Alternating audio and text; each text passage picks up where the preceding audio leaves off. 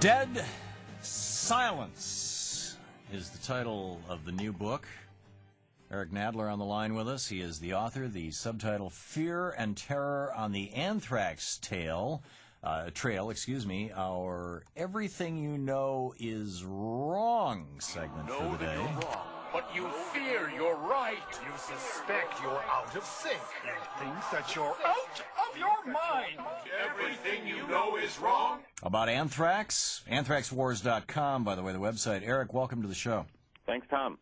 What do we know that we don't? What do we think we know that we don't actually know about the anthrax attacks and about biodefense and biowarfare? Where do you want to begin with this? Well, I guess the biggest thing is the FBI's assertion that the case is closed. This from Bruce Ivins committing suicide, you mean? Yeah, that Bruce Ivins was the lone mailman, if you will, who sent the anthrax through the mail that ultimately killed 5 people. The forensic case that the FBI puts forward to support their assertions just doesn't hold water. We interviewed, my co-author and I, Bob Cohn, we interviewed Ivins' superiors and co-workers at Fort Detrick, which is the heart of the U.S. biodefense establishment, and it became quite clear to us that the FBI case, the forensic case, didn't hold water, that Ivins was simply not a person who had either the skill set nor access to the equipment at Detrick necessary to manufacture the powders that were found, especially in the letters sent to Senators Daschle and Leahy during the attacks. Those powders, according to U.S. Army investigators, were among the most sophisticated anthrax ever seen. Right. Weaponized. When they put it on a slide to examine it, it actually floated off the slide into the air, and that's really what you do with anthrax. It has to be milled down to a small degree and aerosolized so that it is then inhaled into the lungs and it becomes a killer. And they had never seen anthrax like this before. And people who have no particular axe to grind but just understand the science and the capabilities of Detrick, where Ivins has worked, said he couldn't have done it, and if he was involved in some fashion, he certainly didn't act alone. So the FBI has closed this investigation. Eric Nadler, author of Dead Silence, the website anthraxwars.com. I find it weird that these were received just as the Patriot Act was pending in Congress, that there were only 2 men who stood in the way of the Patriot Act passing. It had to get out of the Senate Judiciary Committee, which was Pat Leahy. He was the chairman of that committee because Jim Jeffords had just changed parties, and so the Democrats controlled the Senate. And then it had to get past Tom Daschle to get on the floor for a vote. And both of them had indicated that they were opposed to this thing early on, and then those were the only 2 members of Congress who received anthrax in the mail. Had to evacuate their offices and probably just scared the absolute hell out of them. This seems to me like a terrorist attack designed to possibly to change legislation. Do you think I'm being paranoid? Well, I don't think you're being paranoid in the sense that I think you're asking legitimate questions about the targets of this attack. The way the FBI will spin it, and they did spin it after Ivins committed suicide, and they named him as the culprit, and of course could never bring him up on trial, and then their evidence didn't have to be presented. I mean, the way they spun it was that Leahy and Daschle, especially Leahy, were anti-abortion, pro-abortion activists. And that's silly, though. I mean, Pat Leahy is a moderate to conservative Democrat in many regards. He's a former federal prosecutor. Even I don't buy that one. Right. Listen, you in your book.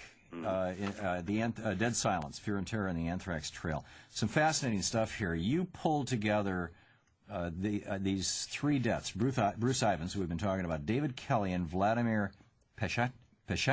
Thank you. Yes. Yeah, you can say it. And what's the story here?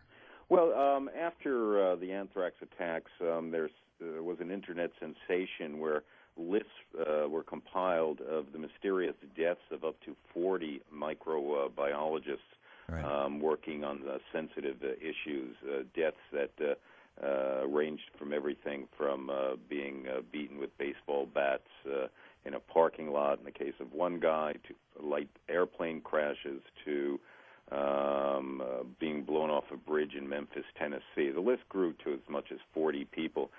We decided that it was useful just to look at 3, 4, or 5 of the cases that we thought were the most interesting. Of course, there was Ivins, the guy who ends up dead and charged with the murders and never has to stand trial. And then there was a very interesting case of Dr. David Kelly, who was the head of the United Kingdom's germ biodefense program for many years. He was also a UN inspector who led the inspections into the Iraqi program, and he was also the man that when Soviet Union scientists in the late 80s defected from the Soviet Union and revealed the great extent of the Soviet germ warfare program and their violation of the Bioweapons Convention. He was the guy who actually debriefed them and then set them up in private businesses in the West. This was a guy who was at the very epicenter of this very shadowy world we investigate in the book, that world of people who work in germ weapons. And Kelly was outed after the Iraqi war began. He was outed as the fellow who allegedly critiqued the Blair government's dossier for going to war, specifically the piece of business that said that Saddam Hussein had the capability to launch a germ warfare attack from mobile germ warfare laboratories in 45 minutes. The phrase that stands out from that dodgy time. dossier, was that? Yeah, he said they sexed up the dossier. Sexed up, that's right. Okay. Yeah, I remember, yeah. So they hauled him before a parliamentary committee, and he took a lot of heat. And then the cover story is, the official story is that depressed by all this attention, a man who was revealed to have talked to the press when actually part of his brief was to give press backgrounders for years on British government positions. He took a walk in the woods from his home in the countryside of Oxfordshire and took an overdose of pills and slit his wrist and committed suicide, and he was found dead in the woods. This death generated international attention and almost brought down the Blair government. Tony Blair had to appoint a special commission led by Lord Hutton to investigate the death, and when Hutton completed his report, basically many people in Britain thought it was a whitewash. In fact, we went over to England with our film crew because we also made a documentary film about this. Not only the book, the film is called Anthrax War, and it was aired by the Canadian Broadcasting Corporation last month, and it's airing in Europe this month and in the fall. And we went over there with our film crew to cover the inquest, which was really going to get to the details of the suicide forensics, and at the last minute, that inquest was called off. So there was never any official inquiry into the details of the death. And a number of leading British doctors, including the leading vascular surgeon in Great Britain, who we interviewed, Dr. John Skerr, said that the cover story didn't add up, that he slit the wrong wrist, the amount of blood that he lost wouldn't have been fatal. We interviewed search teams who indicated the body had been moved. And most telling was the fact that a British member of Parliament, a man by the name of Norman Baker, took a year off from his responsibilities in Parliament to research Kelly's death. And he came to the conclusion in a book that he titled The Murder of David Kelly, that Kelly was actually murdered. Right. And the most interesting piece of evidence that he received from the local police authorities, the Thames Valley Police in Oxfordshire, was that there were no fingerprints ever found on the knife that Kelly allegedly used to slit his wrist. Amazing. Eric, we have about 20 or 30 seconds left. This has become big business. It's spreading all around the world. This seems to me scarier than the proliferation of nukes. Am I rational in that? You're actually rational. The absolute, the real legacy of the anthrax attacks, no matter who did them, was the fact that in response, the United States alone let out $50 billion in government contracts for biodefense.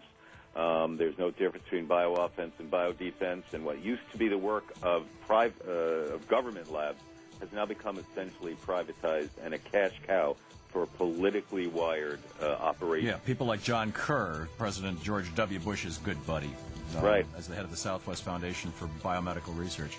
Eric Nadler, you can read all about it over at Anthrax Wars. Is it with an S or without? It's Anthrax War is the film, Dead Silence.